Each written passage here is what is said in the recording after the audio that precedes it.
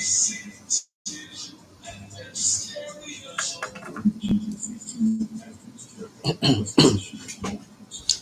midday.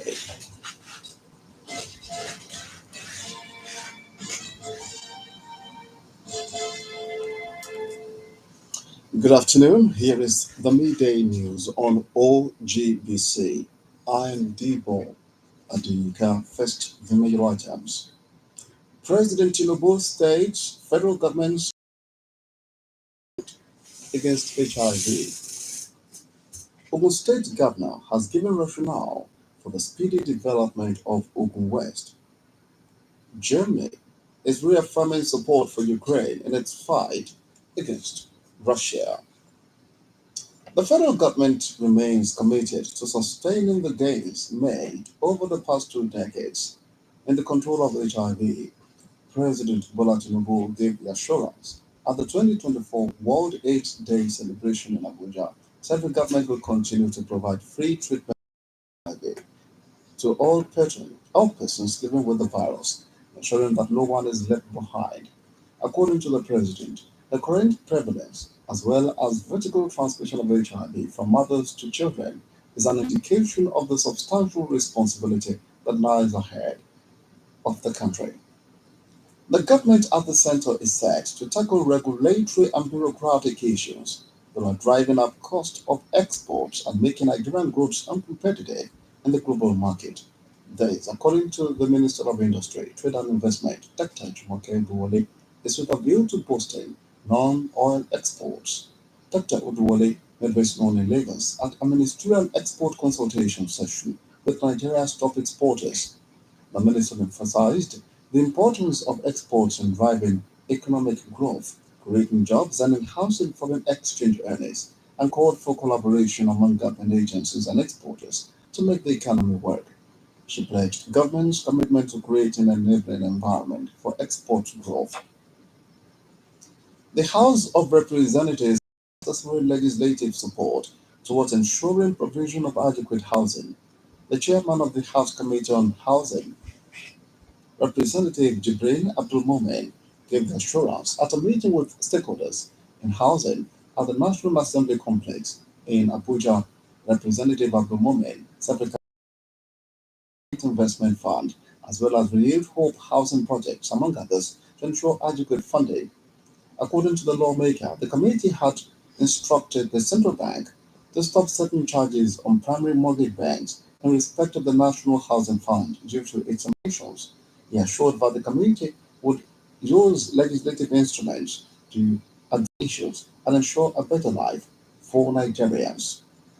The Ogun State House of Assembly will introduce electronic legislature to ensure that members of the public get well informed about the activities of the Assembly. The Speaker, the Right Honorable Oludaisi Elemide, stated this in an interview with lovely correspondent Dele Ogunleye. The Right Honorable Elemide, who spoke ahead of the commissioning of the refurbished House of Assembly, said the House will also introduce e-library. According to Mr. Speaker, the move is to ensure transparency, as there is no secrecy about the legislative arm of government, while commending Governor Akpabio for making the renovation of the House of Assembly a reality. He assured that the lawmakers will continue to work hand in glove with the executive arm for the development of the state. In the meantime, the Ogun State Governor, Prince Dapo Abiodun, is to present the year 2025 appropriation bill to the State House of Assembly on Tuesday at 10 a.m. A statement by the clerk, Mr. Shakiru Adibaki, has it that the governor is also expected to commission the newly redesigned Assembly complex. The current administration in the Gateway State has consistently focused on the speedy development of Ogun West Senatorial District due to the age-long neglect of the zone by previous administrations. The governor, Prince Dapo Abiodun, gave the explanation on Sunday during the grand finale of Orono Day celebration held in Ilaro, noting that the zone was not given the needed attention despite being the largest non-oil revenue earner and food basket of the state. Governor Abiodun affirmed the importance of the zone as it is home to the Agbara industrial estate, but his administration has commissioned at least one, but the construction of one day of the been completed, while efforts were on to while reassuring of commitment to infrastructural development. The governor called on the people to partner the government in developing development activities, as government cannot do it alone. You are listening to the midday news on OGBC 90.5 FM. German Chancellor Mr. Olaf Scholz this Monday made a surprise visit to war-torn Ukraine to reaffirm Berlin's support for Kiev in its fight against Russia. Mr. Scholz pledged additional military support worth 650 million euros to be delivered before the end of the year, by Europe's biggest supplier of defense goods to Ukraine. He added in a statement that Ukraine has been defending itself heroically against the merciless Russian war of aggression. Mr. Scholz expressed solidarity with Ukraine, which faces new elections in February. In the meantime, Russian President Mr. Vladimir Putin has approved a record-breaking defense budget, setting aside a staggering third of the government's total spending as the war in Ukraine drains resources from the two sides nearly 3 years on.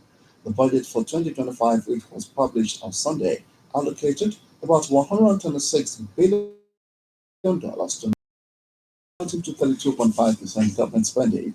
The defense budget is about $28 billion higher than the previous record set this year. The new 3 year budget forecast a slight reduction in military spending for 2026 and 2027. Lawmakers in the House of the Russian Parliament approved the budget. Russia's war in Ukraine is the biggest conflict in Europe since World War II. Georgia has seen a fortnight of street demonstrations and a string of public resignations triggered by the ruling party's decision to suspend approach to start talks on joining the European Union, as tens of thousands of Georgians headed back to the street of the city.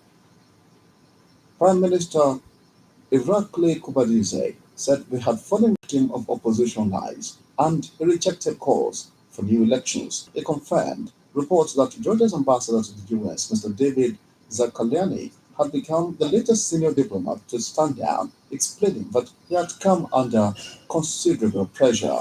Only 3 days before, the Prime Minister's party, Georgian Dream, had accused the EU of using talk on joining the Union as blackmail and said the government had decided not to put that issue on the agenda at the end of 2028. On sport, Fiorentina midfielder Edgardo Bobby, who collapsed on the pitch during Sunday's Serie A clash with Inter Milan, has regained 2-year-old fell under no challenge during the game. He was thereafter extubated after almost 13 hours. Reports also confirmed that the player has no brain nor heart damage. Further medical assessment will be carried out on the Italian midfielder. Cooperate with the government in the quest to transform the nation. The effort is for the benefit of all. To end the midday news, another look at the major items. Speaking during the 2024 World AIDS Day celebration in Abuja on Sunday, President Bola Tinubu stated federal government's commitment to sustaining the gains on the control of HIV. The Ogun State Governor, Prince Dapo Abiodun, at the grand finale of the Corona Day celebration held in Lago on Sunday, said the current administration focused on the speedy development of Ogun West Senatorial District due to the age of the zone by previous administrations. You also heard that German Chancellor Mr. Olaf Scholz last Monday made a surprise visit to war-torn Ukraine to reaffirm Berlin's support for Kiev in its fight against Russia. The midday news was edited by Chris Obu and broadcast from OGBC Abeokuta. For exclusive programs and the latest news updates, visit our website at ogunradio.ng. Follow us on Facebook, Ogun Radio Abeokuta, and on X at OGBC 905 FM. You can also listen to